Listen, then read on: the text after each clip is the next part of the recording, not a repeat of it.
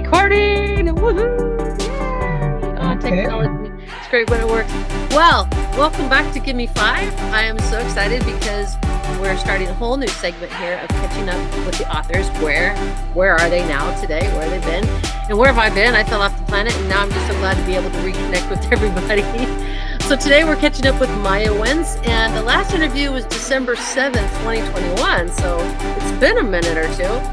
And we had chatted at that time about Marina Royale, and that's a hilarious chapter book for kids, The Saltwater Spy School. That was book 1. And then we also reviewed that book here on the channel as well. So in case you did not tune into our first interview, Maaja Wentz is an award-winning writer with chilling mysteries and quirky speculative fiction.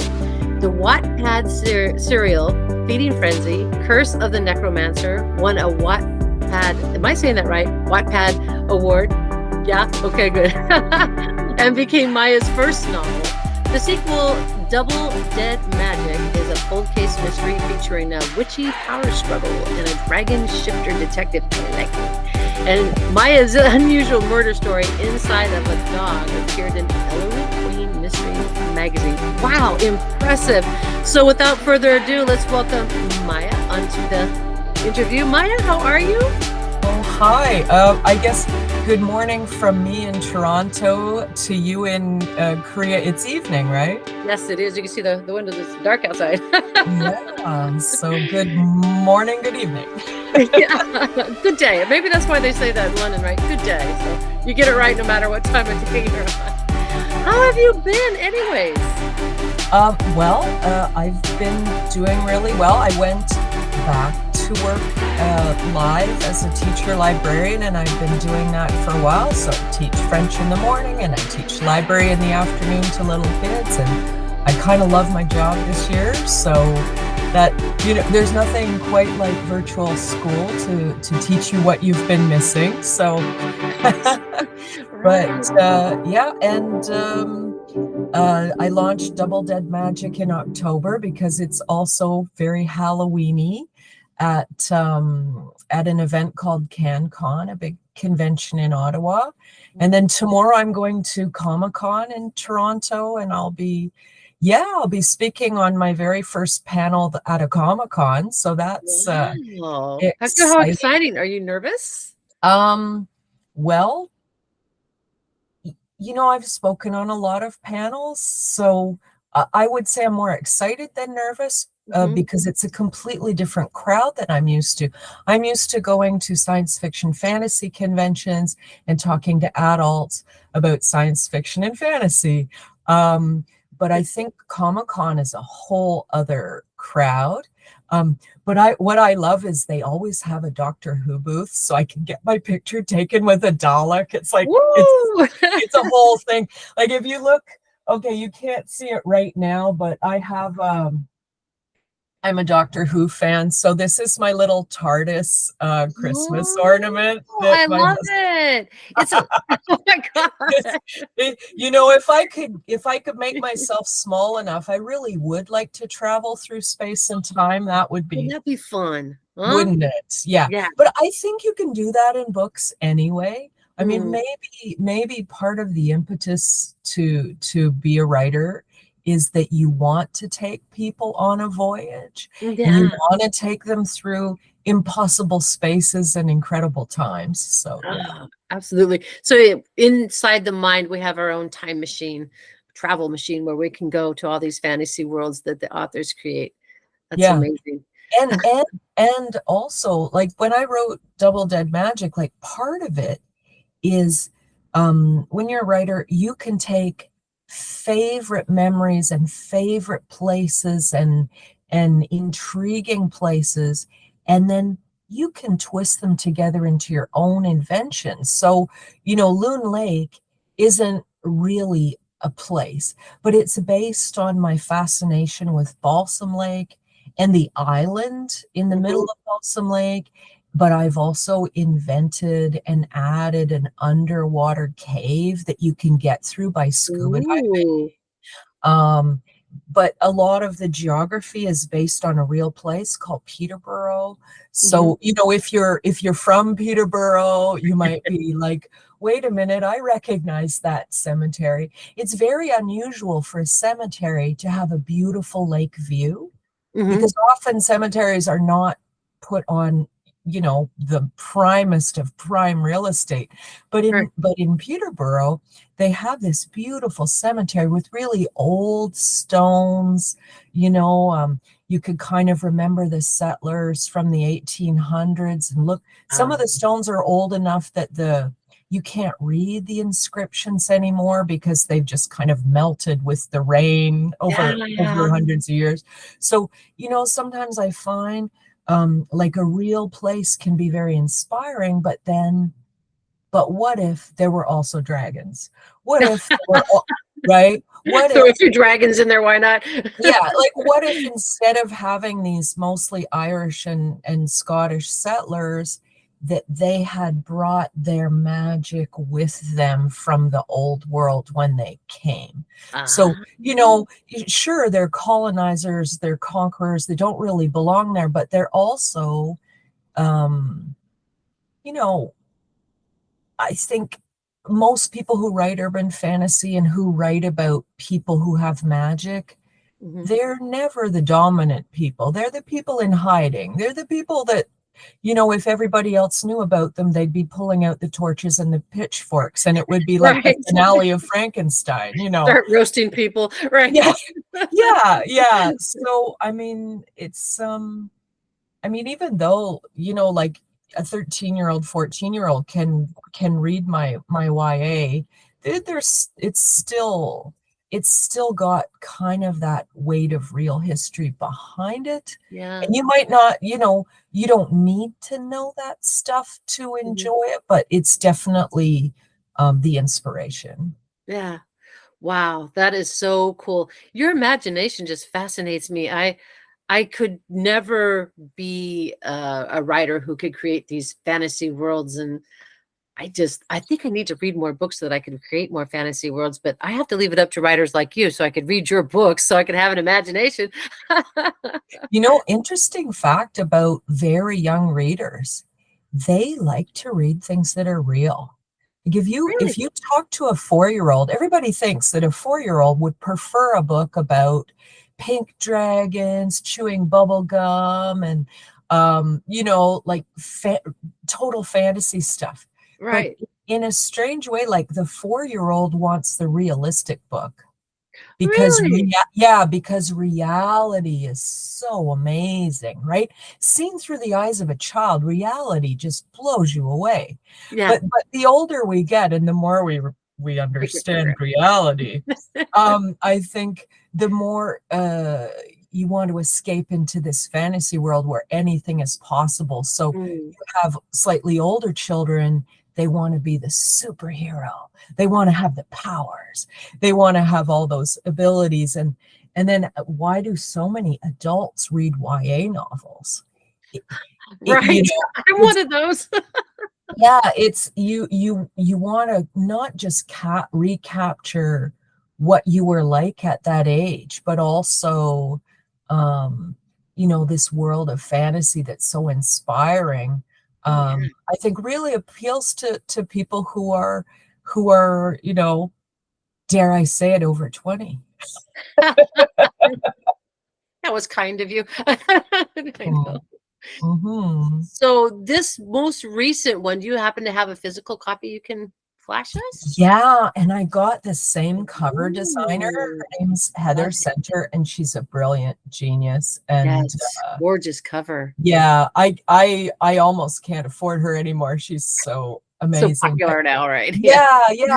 She really is. But Heather Center designed this cover, and as you notice, like if you compare the covers, I have the same model, but if you look at the new cover, you see that Tonya's hair is white now. Yes. That's because of some necromancy. She gets up to some little forbidden magic at the end of Feeding Frenzy, so she's a changed person in this book.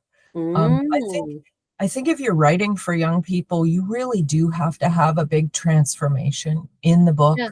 Yeah. So in the first book, she's she's bullied and she's finding herself and she doesn't have magic and all these things, and she kind of finds a family along the way, the digital ninjas who want to make the world's best. They want to make the great Canadian horror movie based on Margaret Atwood's essay Survival. Yeah, which wow. I love Margaret Atwood and have since I read her in grade 12, but in this book she's a little more jaded. She's been to jail. She's come into conflict with higher powers beyond just Loon Lake. There's kind of a national magical organization that kind of regulates things. And so she comes out of jail, but she's not allowed to use her powers on pain of losing them. She's ordered to attend magic school, which is hidden in the underneath Loon Lake University. There's like secret underground rooms where they teach magic, and there's a real, like, now that I've written 4 books, I realize there's some threads that go through all of them, like secret hidden underground magic. Yeah, there's central themes. Water, caves,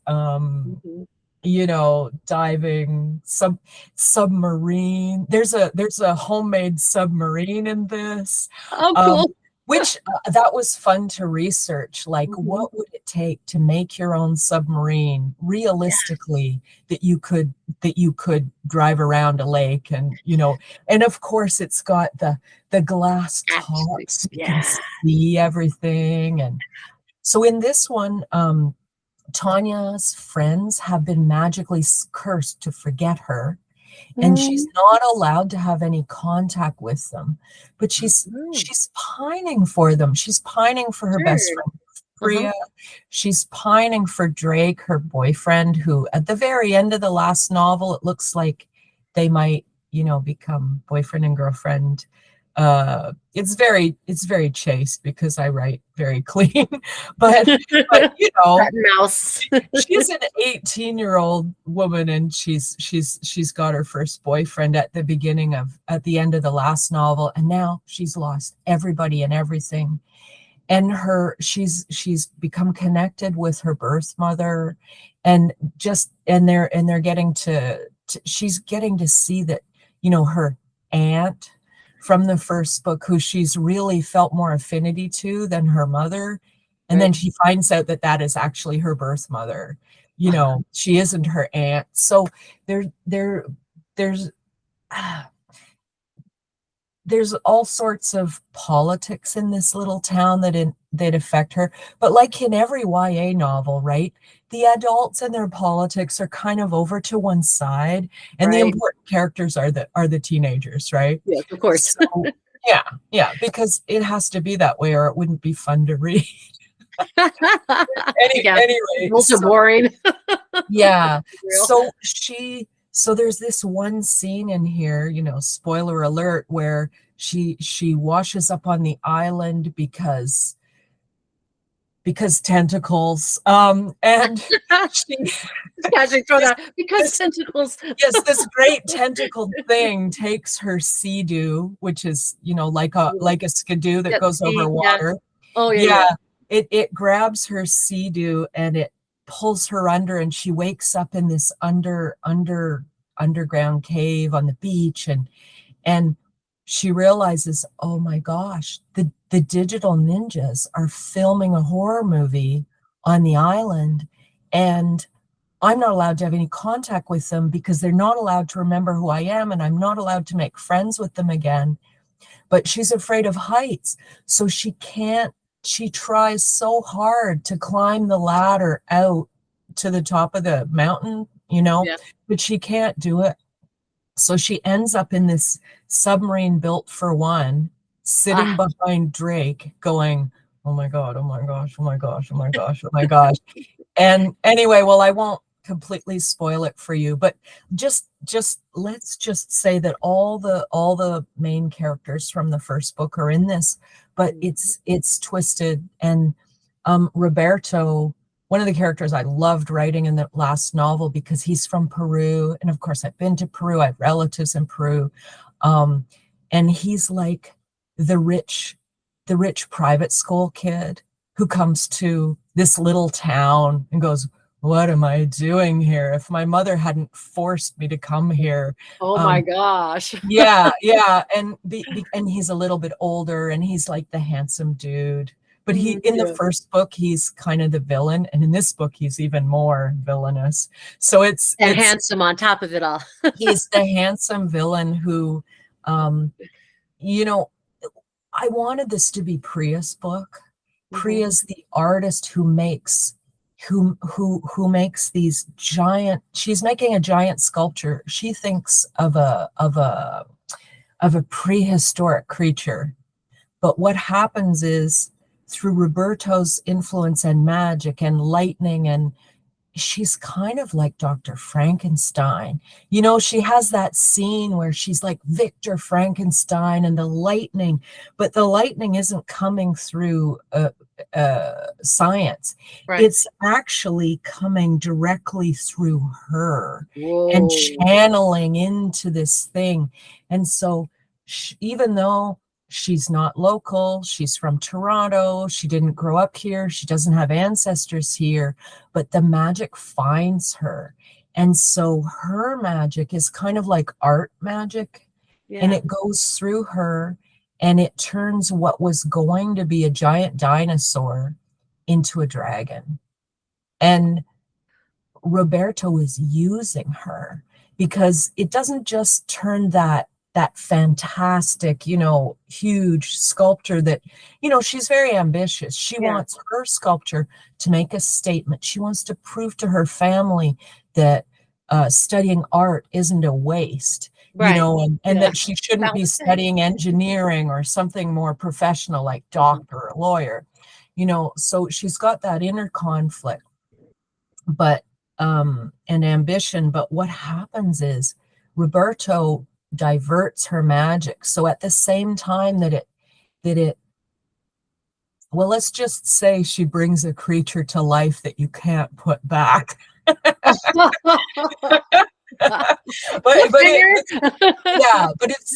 it's a little different than you think. I'm not gonna go into the mechanics of it, but let's just say that things start happening around Loon Lake after that. I can imagine. Yeah. Swimmers go missing. And of course the authorities are all, it's kind of like a giant conspiracy. They're covering it up. They're denying it. There's things going on. So Tonya's on her mission to save her mother. Oh, did I mention that? Her mother gets arrested for killing some. See, at the end of book 1, they have to kill the bad guy, and he's not even alive. Okay, he's back from the dead, but they do kill him very publicly in a hospital in Toronto. So there's rules against that, right? About killing somebody who's already dead. Yeah, because not so much about that, but because they did it publicly.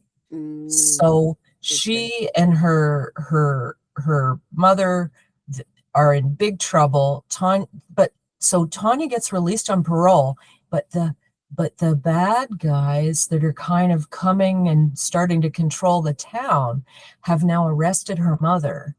And if she can't prove that he was a revenant, if she can't prove who killed Jack Waldock the first time, if she can't find who actually killed him, they're gonna keep her mom's gonna stay in jail, and there's going to be the death penalty, because these people do not mess around. This is not a Canadian court and a Canadian jail. This is the old families, the national council that's coming in, and they have very little time to deal with local matters in a place this like small. The Jimmy Hoffa kind of gangster. Yeah, and it's very whoever's in power kind of has the ear of national. So it's a very, very unfair power balance. Does that sound like a teen novel to you? Anyway. Wow. When you're writing this, do you just get so engrossed, like you kind of like lose track of time, and do you put a do not disturb on your door? Where do you go when you're creating these amazing, amazing stories?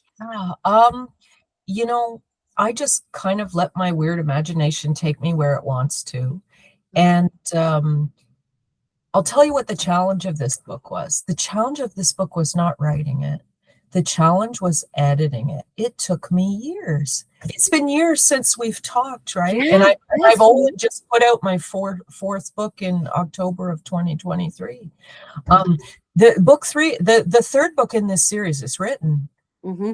I'm getting much faster, but I don't know if you want to touch on darker topics because this is such an upbeat channel, but I went through some grief and then some more grief. And so you write this book that's fun and imaginative and then you have to get back into that state of mind to edit it properly.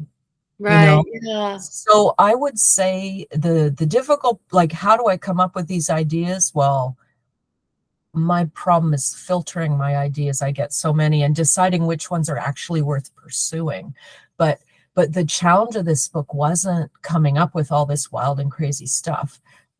Because of course, underwater dragons, magic, witches, eggs, art magic, underwater submarines. I love all those things. Why wouldn't I think of those things? I was gonna say, I remember you saying how much you love the water. You just be a fish in the water and anything around water. So it stands to reason that there would be water and submarines and fun things like that, in the book as well. And then the other thing I haven't told you is like book 3 of the Saltwater Spy School series. Like I'm very, very close to finishing that one. And that one is fun because it's a reverse heist.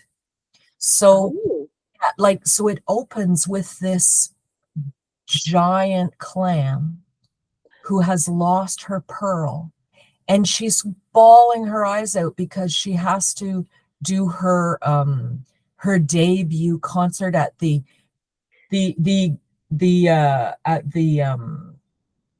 on stage, right? Yeah. And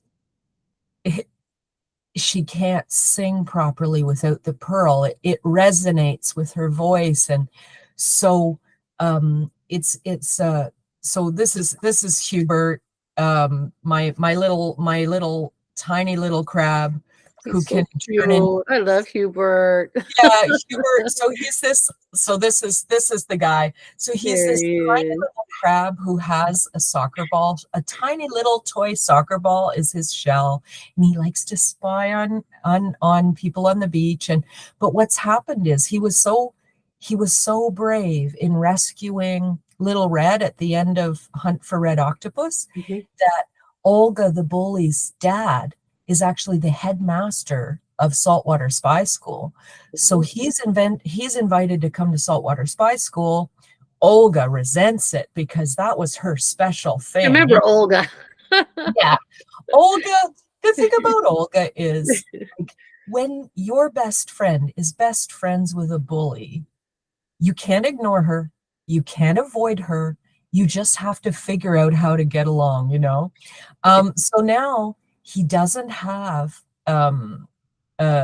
his best friend, the dogfish, to hang out with, because Sparky is not invited to Saltwater Spy School. Olga would rather her buddy Sparky's invited, but no, Hubert, the little wannabe spy, is the one who's invited. But what's interesting, I don't know, to me about this is I got to write a reverse heist.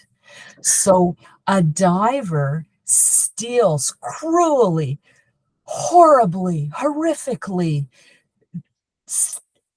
Just horrible.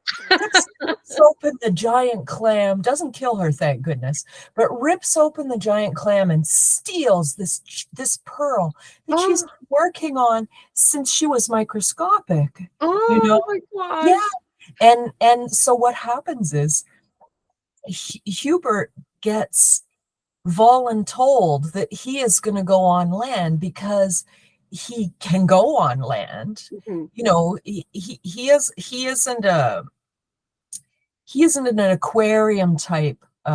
It's funny. Kids and people don't realize there's actually two kinds of hermit crab, right? There's the hermit crab that lives at the bottom of the ocean and it never really comes up onto the beach much. And then there's the ones that are land hermit crabs. And those are the ones that people put in aquariums and for pets, you know, terrarium. Right. Right. Anyway, he gets to meet all sorts of crabs. When he meets giant coconut crabs, and those things, for someone from Toronto who doesn't live by the sea and hasn't spent a lot of time in the tropics, those things are horrifying. They're huge. Imagine a coconut, right? Yeah, and they'll like go and raid the garbage cans like a raccoon. Oh my God, you're kidding me. I read up about them, and so he meets coconut crab. He meets the king of the coconut crabs. Little tiny Herbert. Yeah, and he's surrounded by these giant things. Horrifying. Yeah, and of course he has to be brave. He at one point is hiding under a bench while humans are eating deep fried seafood for lunch under a picnic table. Yeah, he has to raid. Horrifying. You know how on the beach you'll have like the tacky tourist stores and stuff where people go in to buy t-shirts, shops and stuff. Yeah. So he has to lead a raid on a store because they think that's where the pearl is, and he ends up rescuing a bunch of these hermit crabs that, you know, people buy and put them into colored shells, and it's a whole thing because those crabs don't live very long in captivity. And it's funny that you said that because I just read a nonfiction book about the life of hermit crabs and how much they suffer before they actually make it to the pet stores, and then they don't really live like maybe a year or two later, but in captivity they'll live like maybe 1 or 2 years, but in their habitat they live up to 30 years. I'm thinking we're cutting their life short and we're traumatizing them. So for our own, edification of having a pet, right? So like one of the things about the book is it's going to have some information cards in the back about the different sea creatures. And I say that having not finished the book yet, but as well as like in the other books, I've got like card games and outdoor activity games, and I've got jokes and riddles and like a Mad Lib style fill-in kind of thing. But in the back of this book, I also want to have a little bit of information about those hermit crabs, because I think it's terrible that people don't know that, you know, this hermit crab that looks so cute in the, you know, the painted shell is going to die on your kid in a year, and it never should have been taken out off the beach in the first place, you know. So sad, really, you know, the things that we do for our enjoyment at the expense of the wildlife, you know, is just really saddening. So I'm glad that you're doing that. Awareness is really good. It would be irresponsible to write about hermit crabs and not mention that, I feel, because it is people just don't know that it's hurting the crabs, right? They just don't send a good message. You can. Good for you. That's awesome. So I have a question, because it kind of always comes up with writers. In your books, any of them, or one in particular, what was like the most difficult scene to write, the most difficult chapter, the most difficult situation that was just hard for you to get through to the other side, so to speak? Okay. So what was hard to get through is, I mean, my books are fun, right? They're meant to be page turning happy goodness, right? What about Double Dead, though? Okay. There must have been some difficult ones in that book, right? to get through? I mean, she's into a lot of stuff. Yeah, but it's kind of almost like, I mean, is Wednesday hard to get through? Is Sabrina and Buffy the Vampire Slayer hard to get through? Like it deals with dark things a little bit, but it's not like that. I think sometimes I process my difficult things through humor. So even though, maybe I'm suffering, it's not gonna come out in the book, because I think a lot of people who write stuff that's funny are like this. They they have something to process, grief or whatever it is, and then, but you know what?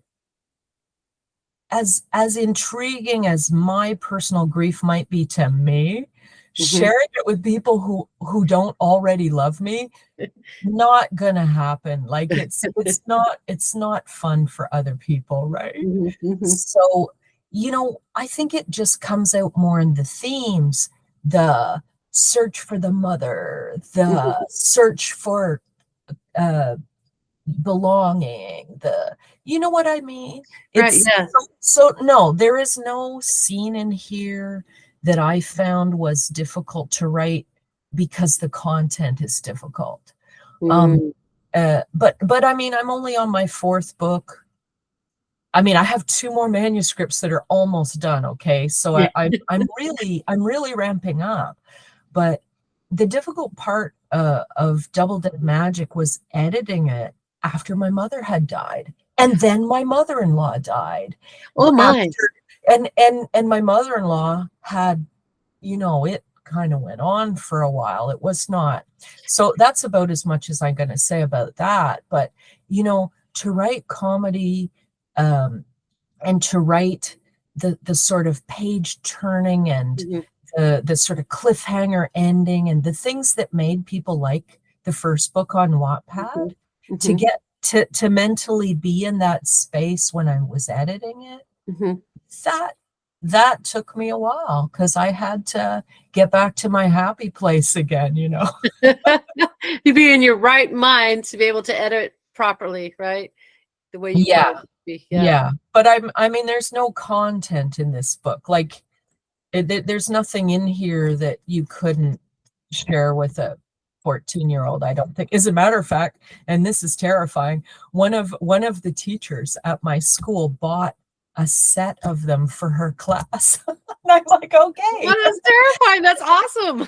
I know, but when you're a teacher, ethics is so important. Like, I mean, when I did Feeding Frenzy, I didn't put a copy of my own book in my own library. Like, it's taken years. Like, only this year, my VP convinced me to finally put one copy of my book, of my 4 books, in our library, because I never wanted to feel like I was using the public school as a way of promoting myself. Like, that's icky. But he said, no, you should do it. You should do it. You should be proud of it. Just put it in them. So I'm grateful to him for talking me into it. It only took like years. And your books are fabulous. So why wouldn't you want to have them out there? People want to know it. And probably, the students read your books and they learn that that's you or your book. Do you have any of them approaching you and talking about the characters or suggesting scenarios that could happen for the next book or something like that? Well, that might start happening now. I mean, what they do is they look it up online, right? Because up until now, they haven't been able to see the physical book, because I was so cautious and a little shy, honestly, about keeping my schoolwork life and my writing life kind of separate, which is hilarious, because like, I did a whole video where I did, during lockdown, I did a video of me reading this entire book for kids, so that they could watch it on YouTube, right? And yet when I go back to my own school, I'm very, very hesitant to talk about it. But this year we had a joyous return to writing club. So the library was full of kids. And now they all have devices. So I didn't just have 30 computers in a lab. Like, all the kids showed up with their Chromebooks, and they're like writing together, and we did the writing sprints. Okay, guys, we're gonna write for 5 minutes, and at the end you can count up the words, and like, it was fun. It was fun. And then at the end, for a party, I actually got my son, who's like in young 20s now, to raid his bookshelf of all the books he loved as a kid that he didn't need anymore. And every library helper could walk away with a book at the end of the party, like, because I always have, like, writing club is just for a month, and we write almost every day plus one lunch a week, and then at the end we have a big party. And this year they told me kind of last minute that I wasn't allowed to feed them ice cream and cookies and food. So yeah, you have to give the parents a lot more notice now. And I didn't realize that it was so strict, but I might do that again. Love that. I handed out like deck of cards, and they came and they picked a book according to like what order they're, I guess I maybe let the hearts go first, and then the diamonds, and then and so depending on what card they had, they got to choose their book. Oh, wow. Then, so if you were kind of towards the end of the pack of cards, you had less choices. But yeah, so I had all sorts of different prizes, and it was really fun. It was really fun. And I think during that COVID time, because last time we spoke, it was during that whole COVID time. And like you said, being away from each other, you didn't realize how much you enjoyed being in that space, and to have that writing club where everybody's writing and they're just so enthusiastic and they're enjoying it. I mean, I feel as an educator myself that's what I look forward to, right? It's just seeing those little light bulbs going off and they're actually enjoying what they're doing. And then to be able to reward them, like you did, with I think it's amazing. Yeah, the party. Yeah. We should celebrate it. Reading and writing are cause for celebration, I think. Oh, sure. Always. Yeah. Absolutely. And, I was thinking about your books and the different fantasy worlds that you set up. I would love to be able to have some kind of a storybook club too that incorporated your books. I know you're very shy about it, but we have some high-level readers here in South Korea, and they're reading like 300 and 400 page books. So, but they love the fantasy, and the parents want them to read more biographies, and these really, biographies are interesting, but I feel they need this imagination. Books like yours help us to like I say, we could escape to another world. We can use our imagination and just really, it's like they're out of balance. There's so much in the nonfiction and so much of, the STEM, the science, the math, for them to be able to have a fantasy book and like the Double Dead, they could just really, I mean, you're telling me the story and I'm just like so excited because like I can't wait to get my hands on it to read it because I want to take this trip and this journey and all these fantastical things, right? I think it would just be so cool if they just had a book that they actually wanted to read that would be fun and let them escape. I have to agree with you. I mean, for a couple reasons. I mean, I'm an ESL teacher as well, right? I'm not teaching ESL this year, but I've taught ESL many years and with elementary school kids. And one of the things they love doing is writing their own imaginative stories. And then they can read them back and they just because you're learning English doesn't mean that you don't want the same kind of exciting stories. And also, if you scratch a physicist, okay, I mean, I cannot tell you how many people who are like physicists or, engineering, science or whatever, who actually read poetry, who have this other aspect of their life. Like, it's a quality of life thing to appreciate some kind of art, because it's what makes us human, right? So to say, okay, you're learning a language, but you also must at the same time make it a nonfiction learning about aspirational biography reading, I'm not sure that they're going to learn as much English as if they could just choose the material for themselves, and choose something that's fun. But yeah, I've always wondered, if, like, I think reading's a great way to learn a language. Yeah, really a good way. Thinking about that, because think about all the different vocabulary they learn, and if there's something that they really love and they enjoy, why not? I remember reading my chemistry book upside down in the library because I was so bored, and I'd fall asleep on it. I was reading my chemistry book upside down, and my professor goes walking by and he picks up my book and he turns it around and sets it back down in my hand. I'm like, oh yeah, never mind. I really was reading it upside down on purpose, but to keep yourself awake. The extra challenge. Wow. Now that's something I couldn't do. Read something upside down. Not a chance. Especially a chemistry book. Wow. So last time we kind of talked about things that would inspire our future writers. What are some things that you would say now to what, like, maybe, I don't know, what's your youngest writer that you've worked with? Grade 1. Wow, that's amazing. That's amazing. I've taught and in ESL as young as grade 2. Yeah. So, yeah. So, I mean, one thing I've noticed with the writing club is that when you know that not everything you write is going to be evaluated and marked, and you're writing it more for that intrinsic value and the fun of doing it, whether or not you're the kind of person who wants to write with another person, because that's another draw for some kids, to make it a social activity as well. But then you have the odd kid who's like, no, I want to write by myself, and I totally respect that.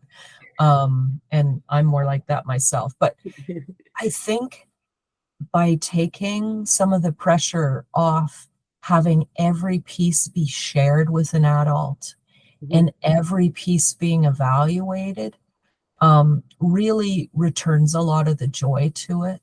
Yeah, absolutely.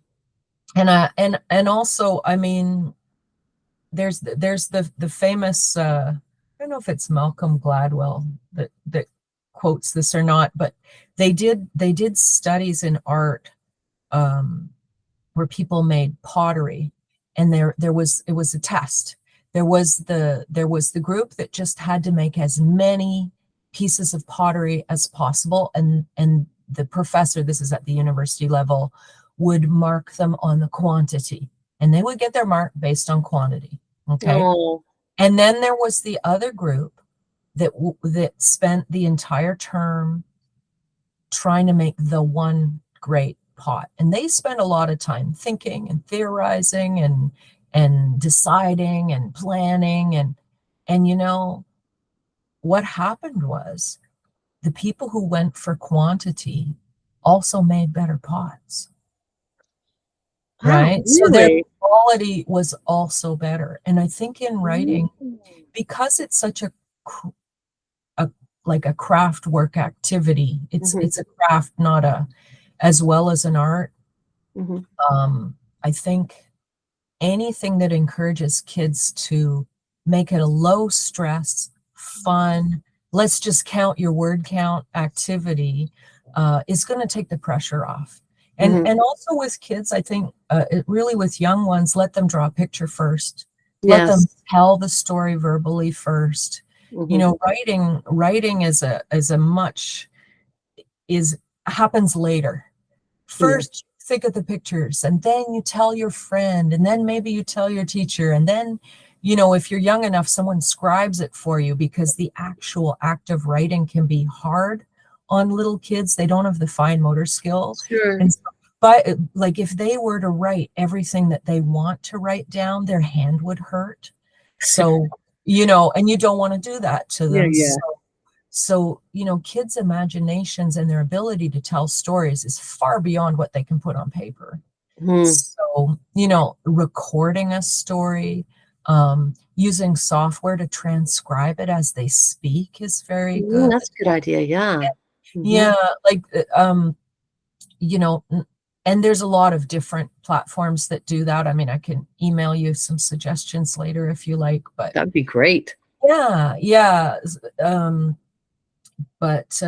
so I think anything that takes the pressure off pencil in hand is gonna make it more fun. Because even I can remember as a little kid writing that classic little kid story, Once Upon a Time, the end, and thinking I was super clever because I avoided the work of writing the story down.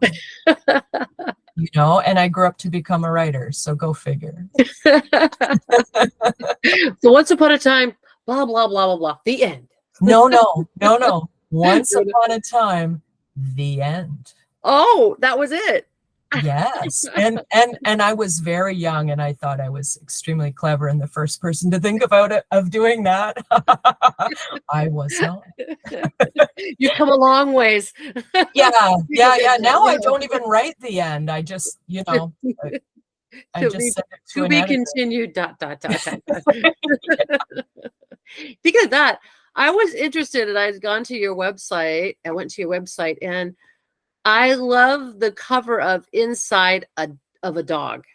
Death is a dish. Yeah, I'm wondering what is that about? So Inside of a Dog is that's my Ellery Queen story. And so I went to a restaurant where the servers serve you in the dark. And it's kind of a very special culinary experience that is not for everybody. Do you know what you're going to eat? So there's kind of an antechamber. There's kind of an antechamber where your server meets you and they give you the menu and you order. And then you put your hand on the shoulder of your server, who is blind. And whoever you're with puts their hand on your shoulder, and you walk chained like elephants, trunk to tail in the stereotypical picture. You walk like that into the restaurant, which is completely lightless. And I've been in a beautiful cave in France called Le Chambre de Minuit. It's like a big cave, and when you're in a completely lightless place long enough, your mind starts to hallucinate a little bit. You start to see. Really? Yeah, it's fun. You start because your brain thinks you should be seeing something.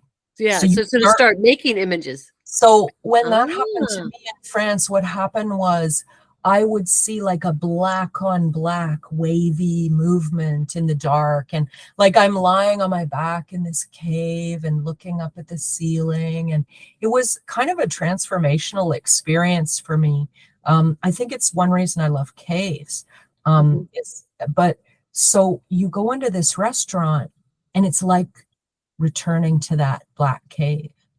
Wow. And sit at your table and other people's conversations in the dark sound like they're very close to you. And I had this nice meal with my husband. You don't cut up your steak, it's cut up for you. You don't drink some injuries. Yeah, you don't drink out of a glass wine glass. You drink out of a plastic cup. Sure. Yeah. And you eat with your hands. So there's a whole physical, tactile experience to it as well. Anyway, so I went to this restaurant in Toronto, and then of course, my mind works this way. Wouldn't this be the perfect place to murder somebody? So because no witnesses. And your mind is a fun place to be. It is. So now this one is not a comedic exactly, but it's got sort of a macabre sense of humor to it, because this guy is a restaurant critic, and he is so harsh a critic that everybody hates him, but he doesn't realize it. He's very sophisticated and very full of himself, but he's also not been entirely nice to his girlfriends over the years. And like so what happens is it's kind of a murder in the dark scenario, and you're not sure who did it, but there were a heck of a lot of people who might have wanted to do it. And so the story is his realization over the course of this meal that he's not going to survive this meal, but he doesn't know who's coming for him. Anyway, so it's kind of a fun. It was so much fun to write. It was so much fun. That sounds very intriguing. I want to check that one out too. Yeah. And I mean, I was super honored to be in the pages of Ellery Queen because I love that magazine. I've read so many Ellery Queen magazines, and my mother, of course, was a huge mystery reader. And so I've just been reading lots and lots of mysteries. And actually, it's not a secret. I'm going to be the president of Sisters in Crime Toronto coming. Really? So for not this season, no, we're finishing up this season, but starting in the fall, or actually, I think in June, I'm going to be the president of Sisters in Crime Toronto, which, we only have 2 Canadian branches of this big organization that's mainly American. I think there's a UK branch. There's one out in Western Canada, and there's one. So what do these sisters do? Well, they promote I guess female identified fiction and true crime writers who are interested in mystery. So crime writers. So it's Canadian in our little branch, but the mothership, as we call Sisters in Crime International, it's a very interesting organization, which I'm just getting into now. I've been to a lot of their Christmas parties, and I love the Toronto branch, the sisters. Sometimes they call them sisters and misters, because you don't have to identify as female to be a member. That's not true at all. But they over the years, they've done things like keep statistics on the proportion of mystery novels that come out that get reviewed that are written by men versus women, for example. Starting. So it's kind of it's a feminist organization in a way, but it's also a broader, more cultural organization, because like we don't have I don't think we have enough organizations about mystery and crime writing, so it's really nice to belong to one that's been around since the 70s. I'm not sure. If I'm going to represent the organization, I better get my facts straight, but I'll have to look that up. I was not intending to speak about it today. So, well, that is so cool. Congratulations. I want to look that up now. I'm excited. And, imagine the stories you will share with these women, and the more books that will be coming from that. I mean, you're going to need more hours in the day and more manuscripts and hire an editor. I was going to retire this year, and turn to writing full time, and be in this organization. And I've had such a good year teaching this year that I'm gonna stay with the kids. I'm gonna keep going, even though I could take early retirement as soon as October of this fall coming. Yeah. I know, isn't that shocking? It's because I started when I was 12. Exactly. I'm not a day over 30. Oh yeah. I love it. I know, but the kids keep you young too. And there's just stories to be written everywhere when you go there. They're just kids with their imaginations. It's just endless. That is so cool. I have so much fun talking to you. Thank you. You're just amazing. Just a personified personality. Just to hang out and have wine with you all night and talk We're doing even wine. It's just so intense. Well, if I ever make it to Korea, yes, we will. Yes, and I will be buying. Sounds good. I'll hold you to that. Yeah. Okay. We got a place. You can always stay here whenever you come. Wow. Okay. Yeah. That would be good. If you could hear the pug snoring in the background, so I'll give you the room without the pug, so you could actually get some sleep. Oh. Right. I once slept over at a friend's house and woke up with a giant cat purring on me. I mean, this thing was heavy. It was so large, and it was just sitting there, eyeballs to eyeball, purring. And afterwards, she told me, "Oh, our cat can be quite feisty. I'm glad she was nice to you." The possessed cat all of a sudden. Yeah, I don't think your pugs are going to give me a hard time. No. She just snores the house down. Oh. Yeah. Oh, that's awesome. So, Maaja, we're going to have all your information down in the description box below. And you have 2 more books that are in the works, but the Double Dead is the most recent one. Yeah. Yeah, that's my new one. Yay! So exciting. Right. And tomorrow is a big day. You're doing some speaking and going to Comic-Con. Yeah, after we hang up, I'm going to take a little break, and then I'm going to think a little more about what I'm talking about. Yeah, it's nice to have a little plan. Well, you're an amazing speaker, so even if you went without a script, anything you talk about is fascinating. So I know you do well, as you always do. So let's catch up again. Yes, please. All right. Well, when I've maybe in a year when I've got at least 2 more books out, you want to do that? Let's do it. That's a date. You got it.